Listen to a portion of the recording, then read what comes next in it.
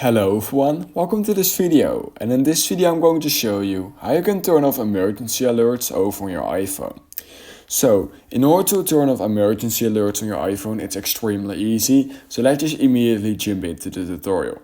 So literally all you need to do is head over to your settings app over on your iPhone, just like this. And then what you need to do is you need to find notifications. So it's most likely at the top of your page, but if you can't find it for some reason, you can always type in notifications right here, but it should be quite easy to find. Just click on notifications, and literally then all you need to do is scroll all the way down. And if you have a lot of apps, it may take a little bit to scroll down, but here at the bottom of your notifications page, you will see emergency alerts.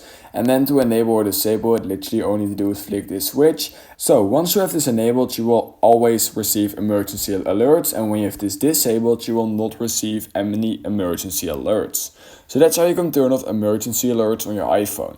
If you learned something from this video, I would highly appreciate it if you could like this video and subscribe to my channel. And I hope I will see you in my next YouTube tutorial video.